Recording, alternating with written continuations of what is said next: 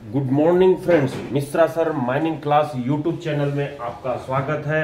आज की वीडियो में जो कोल माइंस या मेटल माइंस में जो डस्ट होती है, जो लोगों के फिजिकली प्रभावित करती है, साथ ही हेल्थ प्रॉब्लम और एक्सप्लोजन का कारण बनती है, तो वैसे डस्ट के प्रिकॉशन के लिए क्या क्या माइंस में की जाती है, उसके संबंध में क्या स्टैट्यूट में प्रावधान है, उसके संबंध में पढ़ने वाले हैं फ्रेंड्स। तो चलिए मिश्रा सर माइनिंग क्लास की यूट्यूब चैनल को आप लाइक करते हुए सब्सक्राइब कर लीजिए और अपने फ्रेंड्स के पास भी शेयर करते हुए उनको सब्सक्राइब करने के लिए बोलिए।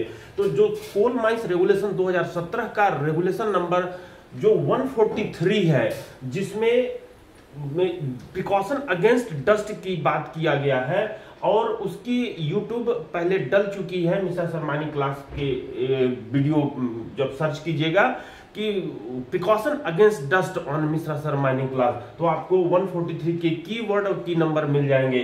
लेकिन आज की क्लास में मैं जिक्र करूंगा जो कि 143 की तहत जो जीएसआर बनाई गई है, जनरल स्टैट्यूटरी रूल बनाई गई है 978 के तहत, उसकी चर्चा करूंगा। तो सबसे पहले हम लोग ये जान लेते हैं कि रेस्पिरेबल डस्ट होता क्या है। रेस्पिरेबल डस्ट अगर इसकी बात करें तो वह डस्ट जो कि हमारे ब्रीदिंग सिस्टम से हम लोगों के द्वारा इनहेल की जाती है, वो डस्ट कहलाती है रेस्पिरेबल डस्ट, जिसको इनहेलेबल डस्ट भी बोला जाता है। इनहेलेबल डस्ट भी बोला जाता है। इनहेलेबल डस्ट जो 0.1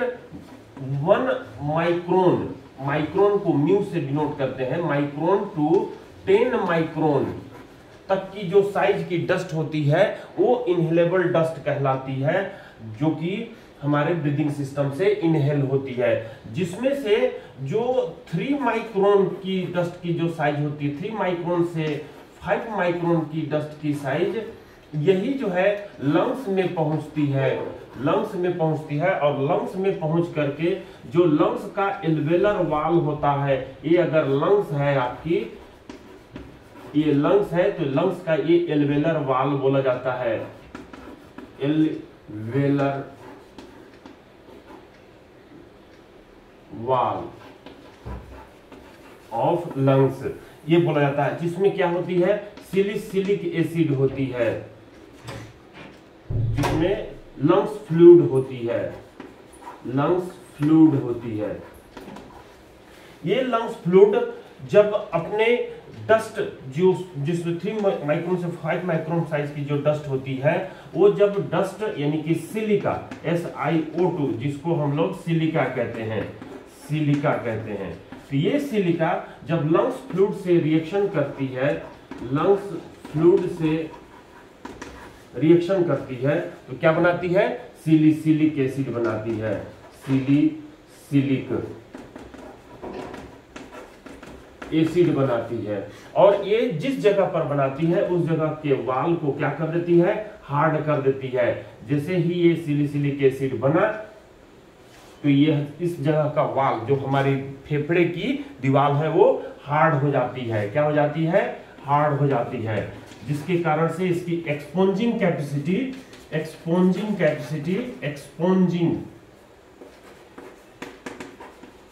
कैपेसिटी खत्म हो जाती है और हमको सांस लेने में, ब्रीदिंग में प्रॉब्लम होने लगती है, जिसके कारण से जो डिसीज होता है उस डिसीज को हम लोग क्या कहते हैं, न्यूमोकोनियोसिस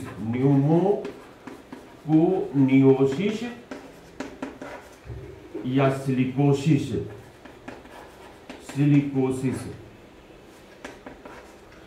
जो कि नोटिफाइड डिसीज माइंस एक्ट 1952 के अंतर्गत नोटिफाइड डिसीज के अंतर्गत आती है। तो ये न्यूमोकोनियोसिस और सिलिकोसिस डिसीज ना हो हमारे एम्प्लॉय को, इसके लिए बहुत सारे स्टैट्यूट में प्रिकॉशंस दिए हुए हैं। तो चलिए आते हैं अपना जो GSR 978E है उसके ऊपर चर्चा करते हैं। आपको ये जो स्क्रीन दिखाई दे रही है, इस स्क्रीन में 2 प्रकार का इंस्ट्रूमेंट दिखाई दे रहा है, जिसमें से पहला प्रकार जो है वो आपका ग्रेविमेट्रिक डस्ट सैंपलर है, जो कि फिक्स्ड पॉइंट सैंपलिंग के लिए इस्तेमाल में लाई जाती है। और दूसरा जो है वो है पर्सनल डस्ट सैंपलर, जो कि पोर्टल टू पोर्टल सैंपलिंग के काम में लाई जाती है। तो आपको यहाँ पर जो पिक्चर में दिखाई दे रही है, स्क्रीन में दिखाई दे रही है, जो कि GSR से रिलेटेड है, उसकी हम लोग चर्चा करते हैं। तो कि आप यहाँ पर देखिएगा, मैं यहाँ पर लिखा हुआ हूँ, इस कमेंट्स को, इसको जब देखिएगा, GSR 978E एंड CMR 143.2। तो 143.2 में आप लोगों को मैं पहले ही वीडियो में बता चुका हूं कि जब हवा में 2 मिलीग्राम पर क्यूबिक मीटर, यानी 1 क्यूबिक मीटर के एयर में जब 2 मिलीग्राम डस्ट रहती है तो उसको परमिसिबल लिमिट कहा गया है, और उससे अधिक नहीं होनी चाहिए, जबकि सिलिका परसेंट 5% से कम हो। और यदि सिलिका परसेंट अन्य अवस्था में कहा गया है कि 10 में सिलिका परसेंट से अधिक नहीं होनी चाहिए। तो ये जो है आपका कहा गया है किसमें, CMR 143.2 के तहत, जिसके लिए 2 मिलीग्राम पर क्यूबिक मीटर से अधिक ना हो, उसके लिए GSR 978 का E में पहला बताया गया है कि instrument and accessories. Instrument and accessories में फर्स्ट बोला गया है कि sampling instruments as per CMR 143 के 4 और 5 के तहत होनी चाहिए। 4 में और 5 में कहा गया है कि जो हमारी फिक्स्ड पॉइंट सैंपलिंग होगी वो NCB MRE 113A approved gravimetric dust sampler से की जाएगी, जो कि फिक्स्ड पॉइंट सैंपलिंग होती है। और दूसरी होती है SIMPED safety in mines personal dust sampler. तो ये जो safety in mines personal, P for personal, PE for personal, D for dust sampler, तो ये जो safety in mines personal dust sampler है, इसकी सहायता से हम लोग पोर्टल टू पोर्टल सैंपलिंग करने का काम करते हैं, जो जिसको इस पिक्चर में हम लोग देख रहे हैं कि ये पर्सनल डस्ट सैंपलर है और ये जो है ग्रेविमेट्रिक डस्ट सैंपलर है। इसको एक जगह स्थापित करके हम लोग ये इसकी डस्ट की सैंपल लेते हैं, और साथ ही इसके वर्कर के साथ इसको लगाकर या लटकाकर जो है उनसे इसकी सैंपलिंग की जाती है। तो ये पर्सनल डस्ट सैंपलर इक्विपमेंट की बात हो गई, या ग्रेविमेट्रिक डस्ट सैंपलर इक्विपमेंट की बात हो गई। अब 1.2 में कहा गया है कि वेगिंग बैलेंस, यानी कि जब आप सैंपलिंग कर लेते हैं 8 घंटे तक इस इंस्ट्रूमेंट को ऑन करके रखते हैं, और उसके अंदर जो डस्ट फिल्टर रहती है, उस डस्ट फिल्टर में डस्ट कलेक्ट हो जाता है, तो उस डस्ट फिल्टर को आप ले जाते हैं लेबोरेटरी में, और वहां पर जो है कितना डस्ट जमा हुआ है उसको आप मेजर करते हैं। लेकिन ये जो डस्ट फिल्टर होती है, वेगिंग बैलेंस में मैं लिखा हूं कि for measuring dust filter before and after, यानी कि जब आप लोग को सैंपलिंग करनी रहती है उसके पहले डस्ट फिल्टर को आप मेजर कर लेते हैं कि कितना मिलीग्राम का उस डस्ट फिल्टर का वजन है, और जब सैंपल ले लेते हैं डस्ट का तो उसके बाद फिर से उसकी मेजरिंग करते हैं, तो वो जो है आफ्टर वेगिंग करना कहलाता है। तो ये पहले बाद वाले का वजन और माइनस पहले वाले का वजन जब कर लेते हैं तो वो जो है आपकी डस्ट अमाउंट 8 घंटे में पता चल जाती है, जो कि पर क्यूबिक मीटर एयर के रिस्पेक्ट में जब आप निकालते हो तो वो 2 मिलीग्राम से अधिक नहीं होनी चाहिए। तो ये वेगिंग बैलेंस की लिस्ट काउंट जो होती है 1 मिलीग्राम का 100वां भाग तक हम इससे मेजर कर सकते हैं। अब ये जो 1.3 में बताया गया है GSR के अंतर्गत, वो कैलिब्रेशन की बताया गया है कि वंस इन ए ईयर और मैन्युफैक्चरिंग इंस्ट्रक्शन के अनुसार हमको उसकी कैलिब्रेट करनी पड़ती है वेगिंग बैलेंस की, और साथ में जो डस्ट फिल्टर है इंस्ट्रूमेंट है उसकी। फिर दूसरी पॉइंट में बताया गया है कि laboratory for determining dust content, यानी कि डस्ट कंटेंट की जो लिए जो लेबोरेटरी रहती है वो किस प्रकार की रहती है, वो चीज़ जो है हम लोग देखना चाहेंगे अगले पॉइंट में, अगले पेज में जो GSR में बताई गई है। तो देखिए आपके सामने दिखाई दे रही होगी कि laboratory for determining dust content as required under regulation 143(7), यानी कि 143 के 7 ऑफ CMR 2017 के तहत रेस्पिरेबल डस्ट कंटेंट और the quartz content shall be determined within 14 days of collection of the dust sample at an approved laboratory. यानी कि जब आप डस्ट सैंपलर जब कर लेते हैं तो डस्ट सैंपलर लेने के 14 दिन के अंदर उसकी सैंपलिंग आपको कर लेनी रहती है। तो ये हमारे कर्सर के साथ नज़र को मूव कीजिएगा। तो समझ में आती जाएगी जो जीएसआर में पॉइंट दी हुई है।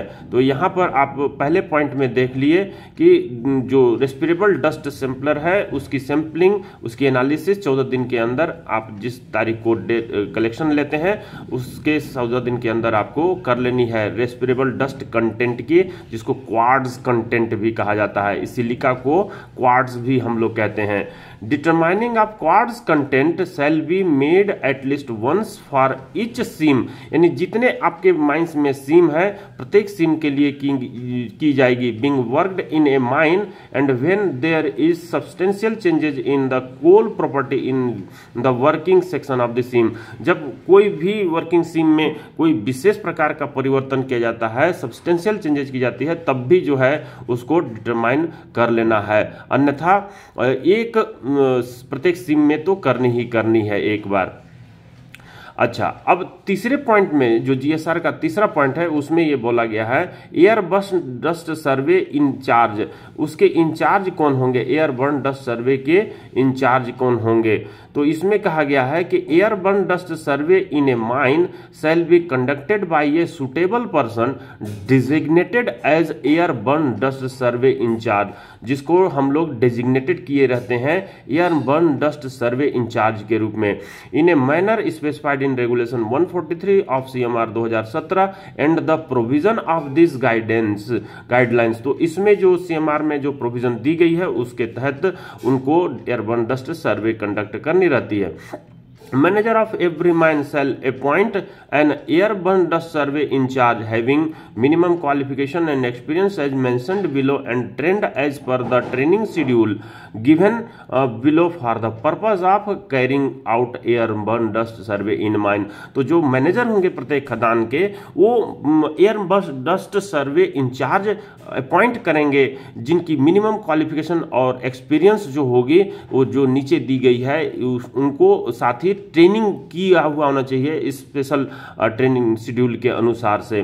तो इसमें देखिए क्या क्वालिफिकेशन और एक्सपीरियंस होना चाहिए एयरबर्न डस्ट सर्वे इंचार्ज का। Minimum qualification holder of overman certificate of competency coal का होना चाहिए। दूसरी क्या होनी चाहिए experience, minimum 3 year as overman including minimum 1 year at that mine, यानी कि उनकी क्वालिफिकेशन जो होगी वो 3 साल की होगी जिसमें से 1 साल उसी खदान में का होगा जिसमें वो काम कर रहे हैं, जिसमें इंचार्ज नियुक्त किए जा रहे हैं। 3.3 में कहता है कि training of airborne dust survey incharge, उनकी ट्रेनिंग जो है प्रॉपर होनी चाहिए, ट्रेंड होने चाहिए। 3.31 का कैसी ट्रेनिंग होनी चाहिए देखिए इसमें, training course, the course of the training of airborne dust survey incharge should cover among other the following major subject और एरिया। इनकी ट्रेनिंग जो होगी एयरबर्न डस्ट सर्वे इंचार्ज की वो निम्नलिखित एरिया के तहत वो सब्जेक्ट रहेगी उनकी, क्या क्या रहेगी, इसको 5 सब्जेक्ट के तहत उनको ट्रेनिंग दी जानी है, ट्रेनिंग करनी है उनको। Detailed procedure for conducting airborne dust survey in mines covering location and duration of sampling, type of sampling and instrument accessories used for survey. कहने का मतलब कि डिटेल प्रोसीजर जो कंडक्ट करनी रहती है एयरबर्न डस्ट सर्वे की माइंस में, उसकी डिटेल प्रोसीजर की ट्रेनिंग दी जाएगी जिसमें कवर क्या किया जाएगा, स्थान का, लोकेशन कहां पर सर्वे करनी रहती है, and duration of sampling, sampling का ड्यूरेशन कितना देर का रहेगा, 8 घंटे का रहेगा कि 12 घंटे की रहेगी। टाइप्स ऑफ सैंपलिंग, किस प्रकार का सैंपलिंग करेंगे, फिक्स्ड पॉइंट सैंपलिंग करेंगे कि पोर्टल टू पोर्टल सैंपलिंग करेंगे, and instrument accessories used for survey, यानी कि जो पिछले पेज में मैं दिखाया था कि इंस्ट्रूमेंट जो ग्रेविमेट्रिक एमआरई डस्ट सैंपलर जो इस्तेमाल करते हैं फिक्स्ड पॉइंट सैंपलिंग के लिए, या पर्सनल डस्ट सैंपलर जो सिंप्ड इस्तेमाल करते हैं, उस इंस्ट्रूमेंट के बारे में जानकारी दी जाएगी। नेक्स्ट दो उनकी एक्सपीरियंस ट्रेनिंग की होनी चाहिए, वो क्या इसमें होने चाहिए, details about checking and operation of the instruments, यानी कि इंस्ट्रूमेंट सही है कि नहीं इसका चेकिंग करने का अनुभव होना चाहिए, ट्रेनिंग होना चाहिए, और वो ऑपरेशन कैसे करती है और इंस्ट्रूमेंट उसकी जानकारी होनी चाहिए। Method of determination of airborne dust concentration including the method of weighing, filter papers collection collection of dust. कहने का मतलब कि जो तरीका होना चाहिए किसका, एयरबर्न डस्ट कंसंट्रेशन का ज्ञात करने की जो विधि होनी चाहिए उसको उसकी ट्रेनिंग दी जानी चाहिए। और साथ ही डस्ट फिल्टर जो होती है उसका तौलने की, वेगिंग करने की जो है प्रोसीजर उनको की ट्रेनिंग दी जानी चाहिए। और डस्ट का कलेक्शन कैसे करनी है उसकी भी ट्रेनिंग दी जानी चाहिए। नेक्स्ट देखिए, जो चौथा नंबर में उनकी ट्रेनिंग की बात की जाती है कि इसके जो डस्ट इंचार्ज होते हैं, permissible limit and other statutory provisions regarding airborne dust survey in mine. यानी कि परमिसिबल लिमिट जैसा मैं अभी बताया, तो हर जो एयरबर्न डस्ट सर्वे इंचार्ज हैं उनको ये पता होना चाहिए कि 2 मिलीग्राम जो दी गई है पर क्यूबिक मीटर एयरवेयर में वो परमिसिबल लिमिट पता होना चाहिए, 10/सिलिका%। और उसको 8 घंटे और 12 घंटे के आधार पर कैसे निकाली जाती है वो भी उनको पता होना चाहिए। और इस संबंध में जो स्टेट्यूटरी प्रोविजन, अन्य प्रोविजन है, वो भी जानकारी दी जानी चाहिए ट्रेनिंग के दौरान। तो वेरियस डस्ट कंट्रोल मेजर्स, जो डस्ट के कंट्रोल के बहुत सारे मेजर्स रेगुलेशंस में दिए हुए हैं या फिर जो जीएसआर में दिया हुआ है, डीजीएम सर्कुलर में दिया हुआ है, वो सभी चीजें को ट्रेनिंग के दौरान उनको बताना है या उनको जानना है। चलिए 3.4 में देखते हैं कि the airborne dust survey in charge shall be assisted by adequate number of trained dust survey assistant. उनको जो है एडिक्विट नंबर में, पर्याप्त संख्या में असिस्टेंट दी जाएगी जो कि ट्रेंड डस्ट सर्वे असिस्टेंट के नाम से जाना जाएगा। चौथे नंबर में कहता है सैंपलिंग प्रोसीजर, यानी कि किस तरीके से सैंपलिंग करनी है उसकी बात की जा रही है। तो 4.1 में कहा गया है प्लेसेस टू बी सैंपल्ड, यानी कि किस स्थान पर भी उनका सैंपलिंग करना होगा, तो उसमें जो है बात की जा रही है। देखिए कि 4.11 के तहत कि general as required under regulation 143(3) and 5, यानी कि जो तीसरा सब रेगुलेशन और 5वां सब रेगुलेशन 2017 का 143 के हैं, all the work places in a mine where respirable dust is evolved shall be sampled to ascertain the airborne dust concentration of the area and the dust exposure profile for different categories of work person working in the area. जो किसी particular place में different work person category के जो काम करते हैं वो उनके लिए जो एयरबर्न डस्ट कंसंट्रेशन है उस एरिया का, जो कि रेस्पिरेबल डस्ट जिसमें इन्वॉल्व है, उसको उसकी जो है ज्ञात की जाएगी। इन व्यू ऑफ द अबव, ऊपर को देखते हुए, यानी कि जो हमारी 4.1 में जो बताए जाने की चर्चा की जा रही है उसके संबंध में manager of every mine shall identify such places in the mine. तो माइन में ऐसे प्लेसेस को निर्धारित मैनेजर साहब करेंगे। Mine air of the area shall be a sampled by static sampling method by a fixed type sampling instrument. तो वो तो स्टैटिक सैंपलिंग क्या होती है इसको ध्यान में रखिएगा। एक जगह फिक्स करके जब इंस्ट्रूमेंट को सैंपलिंग की जाती है, जिसको फिक्स टाइप की सैंपलिंग इंस्ट्रूमेंट, जिसमें बात अभी मैं किया हूं कि MRA 113A gravimetric dust sampler से जो कि अप्रूव्ड है DGMS द्वारा, उसके द्वारा की जानी चाहिए। मेजरिंग द अगर मैं इसको बड़ा कर दूं तो और अच्छे से स्पष्ट विजिबिलिटी हो जाएगी। चलिए बड़ा कर दिया। तो measuring the dust exposure of selected workers, मेरे कर्सर के साथ नजर को मूव कीजिए, whose exposure is determined to be representative of their groups by portal to portal personal monitoring by using personal dust sampler shall also be done.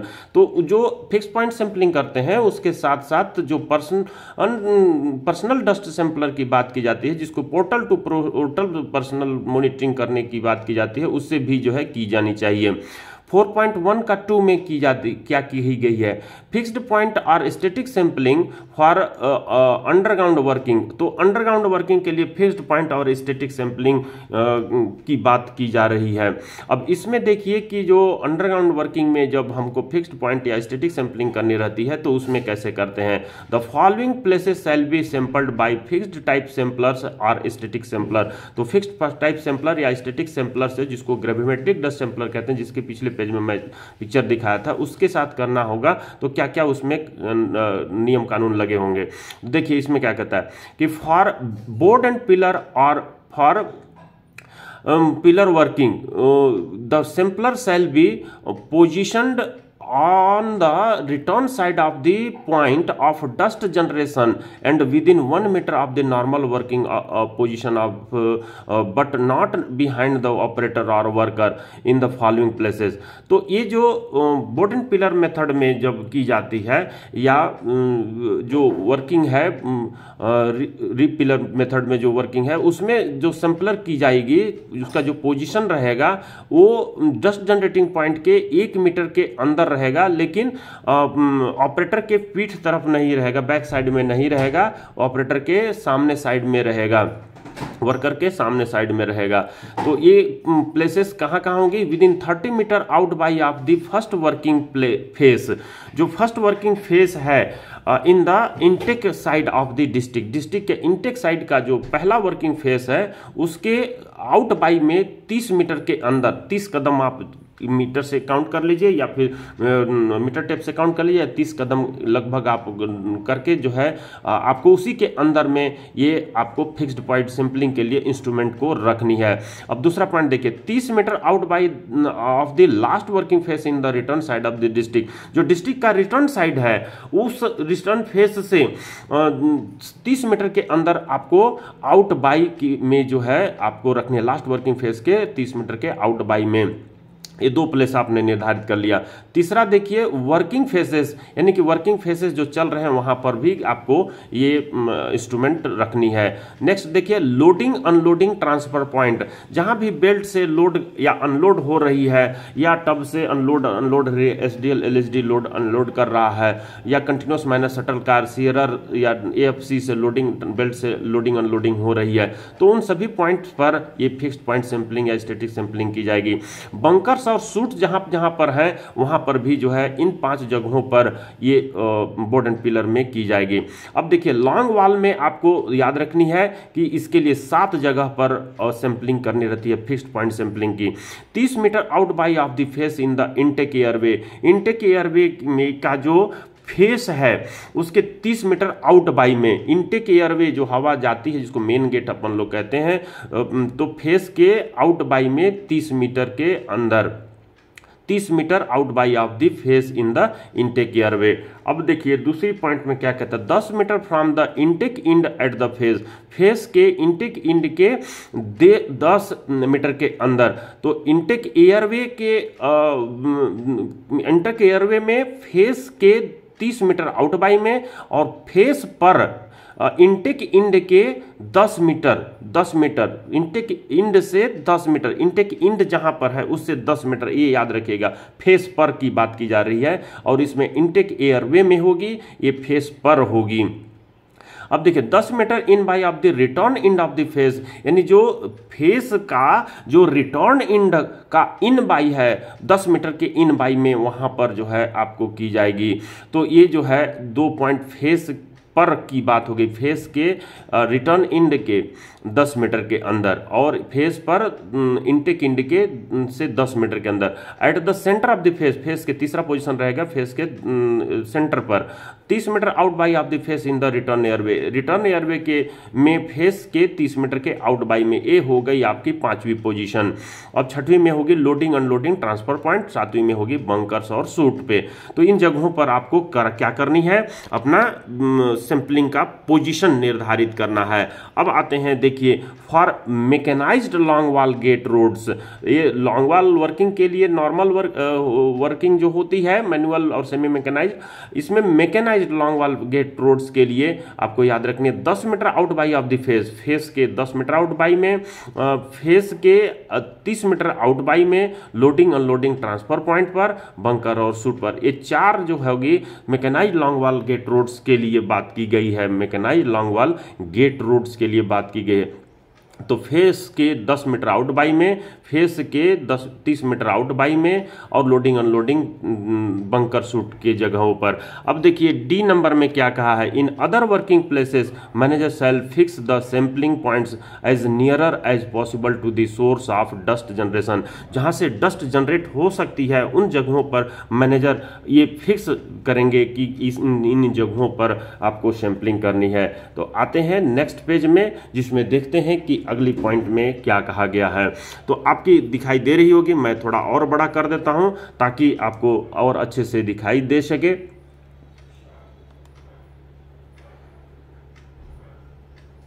तो आप 4.14 में देख रहे होंगे कि जो फिक्स्ड पॉइंट, मैं कर्सर वहां ले जाकर के आपको दिखाने की कोशिश करता हूं। देखिए, पढ़िए, फिक्स्ड पॉइंट और static sampling for open cast working और अदर सरफेस ऑपरेशन। तो फिक्स्ड पॉइंट या स्टैटिक सैंपलिंग जब हमको करनी रहती है ओपन कास्ट वर्किंग के लिए तो या अदर सरफेस ऑपरेशन के लिए, उसमें कितने पॉइंट की जिक्र की गई है। तो ये जो फॉर फिक्स्ड पॉइंट और static sampling in open cast working और other surface operation, direction of air current should be kept in mind and the instrument should be placed on the return side of the point of dust generation. तो जो dust generation हो रही है उसके return side में वो स्थान निर्धारित करनी रहती है। कहां पर? ओपन कास्ट माइंस में या सरफेस ऑपरेशन जहां हो रही है डस्ट जनरेटिंग पॉइंट जो होगी। तो वो फिक्स्ड पॉइंट वो या स्टैटिक सैंपलिंग जो ओपन कास्ट में करनी रहती है तो रिटर्न साइड ध्यान रखिएगा जहां से हवा बह रही होती है वहां पर करना रहता है। तो अब देखिए दूसरी लाइन में क्या कहता है, it is suggested that more than one fixed point sampler shall be installed along the circumference of concentric circle of the 5 meter and 10 meter radius around the point of equipment generating dust। जो point of equipment generating dust है, जैसे drill machine है, drill machine के आपके 10 metre के radius में और 5 metre के रेडियस में, जिसके लिए आपको कॉन्सेंट्रिक सर्कल यानी कि आप एक सर्कल जो बनाते हैं उसके अंदर दूसरी सर्कल बनाते हैं तो उसको कहा जाता है, जिसकी दोनों की सेंटर जो है सेम रहती है तो उसको हम लोग क्या कहते हैं? कॉन्सेंट्रिक सर्कल कहते हैं। तो एक जो है 5 मीटर की रेडियस में होगी और दूसरा जो है 10 मीटर की रेडियस में होगा। तो ये आपने कहा कि it is suggested that more than one fixed point sampler, एक से अधिक फिक्स्ड पॉइंट सैंपलर होगी, शैल बी इंस्टॉल जो कि इंस्टॉल की जाएगी along the circumference of concentric circle 5 metre and 10 metre radius around the point of equipment generating dust, जैसे drill की बात किया। The sample shall be installed along the direction of wind और air current। तो ये जो सैंपलर होगी वो डस्ट के हवा के बहाव के दिशा में होगी। Air current and the samplers may change their location during sampling, और सैंपलिंग के दौरान इसकी लोकेशन को बदल सकते हैं with change of direction of air current. Air current का डायरेक्शन अगर बदलती है तो इसका सैंपलिंग का पोजीशन भी, आप लोकेशन भी चेंज कर सकते हैं। तो ये हो गई ओपन कास्ट माइंस की बात, 5 मीटर और 10 मीटर, अंडरग्राउंड में 1 मीटर। याद रखिए आपके एग्जामिनेशन में पूछ सकती है। 4.15 में बताया गया है ओपन कास्ट के लिए कि personal dust sampling for open cast working and other surface operation, यानी कि जो सिंपडाप्ट बोलते हैं पर्सनल डस्ट सैंपलर, जो पोर्टल टू पोर्टल सैंपलिंग की जाती है, पर्सन कैरी करते हैं, उसके संबंध में बताया गया। Dust exposure of the following categories of person shall be determined by personal dust sampler. तो ड्रिलर के द्वारा, ड्रेसर के द्वारा, ऑपरेटर्स ऑफ एक्सकेवेटर जो शॉवेल होती है, ड्रैग लाइन होती है उसके ऑपरेटर के द्वारा, या लोडर जो होती है shovel, backhoe, drag line, front end loader, उन ऑपरेटर के गले में बांध दी जाती है या बेल्ट के साथ लगा दी जाती है। तो डंपर जो होते हैं या टिपर ऑपरेटर्स या उनके हेल्पर्स होते हैं उनको ये बेल्ट के साथ लगा दी जाती है personal dust. Dozer grader operator और उनके हेल्पर्स को, CHP जो क्रू होते हैं, गैंग होती है, क्रशर ऑपरेटर्स होते हैं, हेल्पर्स होते हैं, या वेगन लोडर्स होते हैं, पेलोडर जिसको पेलोडर ऑपरेटर भी बोल सकते हैं, वेगन को जो रेलवे वेगन को लोड करते हैं। Any other machine operators, ओवरमैन, other competent person को भी जो है बेल्ट के साथ लगा करके पर्सनल डस्ट सैंपलिंग की बात की जाती है। अब देखिए 4.2 में क्या गया है, पोजीशन ऑफ सैंपलर्स। जो स्टैटिक सैंपलिंग की बात होती है जिसमें पोजीशन की बात की गई है कि sampling should be carried out with the air inlet और air inlet of the instrument facing the air current, keeping the instrument in horizontal position. if the velocity of air less than 4 meter per second and perpendicular to the air current if the velocity of air more than 4 meter per second। तो यहाँ पर दो बात की जाती है कि यदि हवा की गति जो है 4 मीटर पर सेकंड से होगी तो ये परपेंडिकुलर होगी, इंस्ट्रूमेंट जो होगी वो परपेंडिकुलर। अगर यहाँ पर 4 मीटर पर सेकंड से कम है हवा की गति तो हॉरिजॉन्टल पोजीशन में इंस्ट्रूमेंट्स को रखी जाएगी। तो हॉरिजॉन्टल 4 मीटर से कम, वर्टिकल यानी परपेंडिकुलर 4 मीटर से अधिक, ये दोनों बात ध्यान में रखना है। The instrument shall be placed at about breathing level, तो वो ब्रीदिंग लेवल पर ही रखी जानी थी with the normal posture of the operator and the located centrally and away from the side as far as practicable. Safety of the instrument and interference of the normal working shall be kept in mind for the position of the instrument. तो instrument के position को कहाँ रखनी है इसको ध्यान में रखने के लिए जो इंस्ट्रूमेंट स्थापित की जाएगी वो normal posture of the operator, operator का जो नॉर्मल पोस्चर है, जो बैठ करके जहाँ पर ऑपरेटिंग करता है उसको उसके ब्रीदिंग लेवल के ध्यान में रखने के नाक के लेवल में उसको स्थापित की जाती है। On the side as far as practicable, तो ये जो है पोजीशन आप याद रखिएगा कि 4 मीटर पर सेकंड होने पर हॉरिजॉन्टल रखी जाएगी, 4 मीटर पर सेकंड से अधिक होने पर परपेंडिकुलर रखी जाएगी और ब्रीदिंग लेवल में, ऑपरेटर के ब्रीदिंग लेवल में रखी जाएगी। अब यहाँ पे 4.3 में कहा जाता है कि फ्रीक्वेंसी ऑफ डस्ट सैंपलिंग, कितना अंतराल पर उसकी फ्रीक्वेंसी होनी चाहिए डस्ट सैंपलिंग की। That is required under regulation जो रेगुलेशन 143 का 3 में जो CMR 2017 का दिया हुआ है। Every place as mentioned above shall be sampled by static sampler और personal sampler at least once in every 1 month, यानी कि प्रत्येक महीना में कम से कम एक बार 143 के 3 के अनुसार फिक्स्ड पॉइंट सैंपलिंग से, जिसको स्टैटिक सैंपलिंग कहते हैं, उससे या पर्सनल डस्ट सैंपलर से की जाएगी। अब यहाँ पर बी नंबर पॉइंट में क्या कहता है उसको देख लीजिए। मैं इसको थोड़ा सा और ऊपर कर देता हूँ ताकि और अच्छे से आपको दिखाई दे। तो ये जो है आपकी आगे वाली पॉइंट है। क्या कहा जा रहा है इसमें कि 4.3b में कि such instrument shall also be carried out immediately upon the commencement of any plant. जैसे ही कोई प्लांट आप चालू करते हैं तो उसके तुरंत बाद ऐसे इंस्ट्रूमेंट को स्थापित करके सैंपलिंग की जाएगी। इक्विपमेंट और मशीनरी और upon the introduction of any new work place, कोई नया स्थान आप तैयार करते हैं, और upon any alteration therein that is likely to bring about any substantial changes in the level of airborne dust, respirable dust। अगर substantial changes होती है airborne dust में जिसकी मात्रा आपको लगती है कि ज़्यादा हो गई है या बहुत कम हो गई, तो ऐसी स्थिति में आप जो है तुरंत आप उसका सैंपलिंग करने का काम करेंगे। तो ये जो है महीने में 1 दिन तो करनी ही है, लेकिन जब सब्सटेंशियल चेंजेज होती है या कोई नया प्लांट आप स्थापित करते हैं, नया इक्विपमेंट मशीनरी स्थापित करते हैं, तो उसके इंट्रोडक्शन के तुरंत बाद आपको डस्ट सैंपलिंग करनी है। तो ये फ्रीक्वेंसी की बात हो गई 4.3 में कितने अंतराल पर करनी है। 4.4 में sampling bye personal dust sampler shall also be carried on along with the fixed point sampling. तो फिक्स्ड पॉइंट सैंपलिंग के साथ साथ हमको पर्सनल डस्ट सैंपलिंग भी करनी रहती है। 4.5 में रिजेक्शन ऑफ सैंपल, सैंपल्स का रिजेक्शन कैसे करते हैं। Sample shall be rejected in the following cases, किस केस में हमको सैंपल को रिजेक्ट करनी। If the instrument was not working throughout the entire shift of 8 hour, 8 घंटे की लगातार शिफ्ट में अगर वो इंस्ट्रूमेंट काम नहीं करती है तो ऐसा सैंपल को रिजेक्ट कर देनी है। If the duration of operation in that area, अगर इस एरिया में जो ऑपरेशन का जो कार्यकाल है, including operation of the machine, जिसमें मशीन का ऑपरेशन भी शामिल है, which generates dust it that particular shift in less than 80% of normal duration of the operation in the shift, यानी कि मशीन अगर 10 घंटे 8 घंटे काम कर रही है तो उसमें अगर वो 80% अगर काम 80% से कम अगर काम करती है तो ऐसे केस में वो जो अपनी लोडिंग मशीन है वो 80% से कम काम कर रही है, यानी 8 घंटे में से केवल वो जो है 6 घंटे काम करती है या उससे कम काम करती है, तो ऐसी स्थिति में जो आप इंस्ट्रूमेंट पर्सनल डस्ट सैंपलर या फिर ग्रेविमेट्रिक डस्ट सैंपलर से जो सैंपल लेते हैं उसको रिजेक्ट करने देनी पड़ेगी। तो ये average duration of operation of previous 1 month, तो प्रीवियस 1 मंथ में जो आपने लिया है उसको ड्यूरेशन को ध्यान में रखते हुए ये काम आपको करनी है।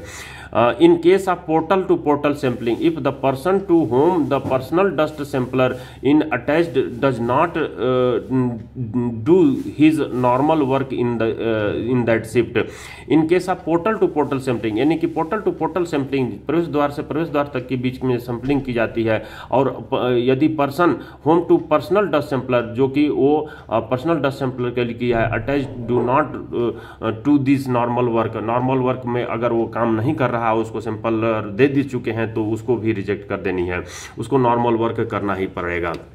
अब देखिए रिकॉर्डिंग ऑफ रिजल्ट, तो जो रिजल्ट होती है 143(8) के तहत उसकी रिजल्ट की रिकॉर्डिंग हमको कर लेनी रहती है। तो ये इसके संबंध में बोला गया है, all result of measurement of airborne dust, respirable dust and the all relevant particular shall be recorded in accordance with the regulation 1438 of CMR 2017। A plan in a suitable scale should be maintained showing clearly the process sampling of the airburst dust has been done, date and sampling shall be maintained on the plan। तो plan एक maintain की जाएगी जिसमें किस date को कब जो है सैंपलिंग लेनी है उसका रिकॉर्ड उसमें पूरी तरह से दिया हुआ रहेगा। तो ये जो 3 पॉइंट आपकी जिसमें आपने ये चर्चा किया, अब आपको देखना है जो कि अपना 5 पॉइंट में जो दी हुई है 5.2 में, उसको देखने का प्रयास कीजिए और मेरे कर्सर के साथ नज़र को मूव करिए। देखिए क्या कहता है कि रिजल्ट ऑफ, मैं कर्सर को वहाँ ले जाता हूँ, result of airborne dust survey shall be maintained in the format as per the annexure 1 और 2। जो नीचे में एनेक्सर 1 और 2 दी गई है GSR के तहत, उसका रिजल्ट को एयरबर्न डस्ट सर्वे के रिजल्ट को उसमें मेंटेन करनी है। फिर 5.3 में कहता है record of respirable dust content and the quartz content shall be maintained in the enclosed format and kept in the bound post book. उसके रिकॉर्ड को, रेस्पिरेबल डस्ट के कंटेंट या क्वार्ट्ज कंटेंट के रिकॉर्ड को प्रॉपर मेंटेन करनी है log book में। Details of the weighing balance used shall be recorded along the with the sampling date. तो सैंपलिंग डेट के साथ ही जो है जो वेगिंग बैलेंस का डिटेल्स है वो भी जो है उसमें लगानी है। प्रिजर्वेशन ऑफ फिल्टर पेपर, जो फिल्टर पेपर होता है उसको किस तरह से प्रिजर्वेशन करनी है। The filter papers used for the particular sampling shall be preserved properly along with the serial number and the dates of sampling. Sampling के डेट के साथ उसकी सीरियल नंबर भी जो फिल्टर पेपर होती है उसको रिकॉर्ड करना, प्रिजर्व करना है। This filter paper shall be preserved at least for a period of 3 years and shall be readily available for the inspector of mines is desired। तो ये 3 साल तक फिल्टर पेपर को प्रिजर्व करके अपने खदान में रखनी है ताकि इंस्पेक्टर ऑफ माइंस जो है जब डिजायर्ड करें, जब मांग करें तो उनको तुरंत उपलब्ध कराया जा सके। तो report of airborne dust survey, जो एयरबर्न डस्ट सर्वे की रिपोर्ट होती है after conducting the airborne dust survey as per the above guideline, ये report shall be prepared given the following details, जिसमें इंट्रोडक्शन दी जाएगी, मेथोडोलॉजी ऑफ डस्ट सैंपलिंग दी जाएगी, sampling categories for the static sampling, sampling categories for the personal sampling, instrumentation ABC के तहत details दी जाएगी, report दी जाएगी RI को। ऑब्जर्वेशन, जिसमें table showing the result of the airborne dust survey static और personal dust sampling. B number में maximum concentration of time weighted average TWA and for difference location and operation को भी जो है दी जाएगी, कंक्लूजन दी जाएगी, रिकमेंडेशन दिया जाएगा। तो इस तरीके से जो प्रशांत कुमार सरकार साहब ने जो तैयार किया था उसके जो डिटेल्स है, जिसमें personal dust result of respirable airborne dust survey static sampler के लिए रिकॉर्ड में serial number, date, location, serial number, filter paper, initial weight of filter paper, final weight of filter papers milligram में, difference in weight जो अंतर आती है final और minus का तो उसको 6-5 करके, सैंपलिंग टाइम कितनी है, flow rate of air instruments जो लीटर पर मिनट में जो हवा बह रही है इंस्ट्रूमेंट का फ्लो रेट क्या है, इंस्ट्रूमेंट का फ्लो रेट क्या है लीटर पर मिनट में, और फिर जो है आपको volume of air cubic metre जो कि 8 और 9 का आप गुणा करते हैं, सैंपलिंग टाइम का और समय का और जो वेलोसिटी है उसका, तो ये जो है क्यूबिक मीटर में निकल जाती है। Volume of air cubic metre में जिसको डिवाइड करते हैं 1000 से। तो डस्ट कोन सैंपलिंग ये फार्मूला दी हुई है जिसके तहत dust conc milligram per cubic metre में निकल जाएगी। 8 आवर TW ये टाइम वेटेड एवरेज जो है मिलीग्राम पर क्यूबिक मीटर में जब आप 11 और 8 का गुणा करते हैं और डिवाइड करते हैं 480 से वर्क ड्यूरेशन मिनिमम में और रिमार्क्स, इस तरीके से ये जो फार्मूला दी है इसको अच्छे से स्टडी करके आप जो है उसकी कैसे निकालते हैं वो परसेंटेज देख लेंगे। तो चलिए friends, Mishra sir mining class की जो यूट्यूब चैनल है उसको आप लाइक कर ही दिए होंगे, सब्सक्राइब कर दिए होंगे। अगर नहीं किए हैं तो लाइक और सब्सक्राइब काइंडली कर लीजिए और अपने फ्रेंड्स को शेयर करते हुए भी उनको भी सब्सक्राइब करने के लिए बोलिए। फ्रेंड्स, अगले वीडियो में फिर से इस डस्ट के जो 144 रेगुलेशन और जो 145 रेगुलेशन है उसके तहत मैं आपको बताने का प्रयास करूंगा। Thank you friends.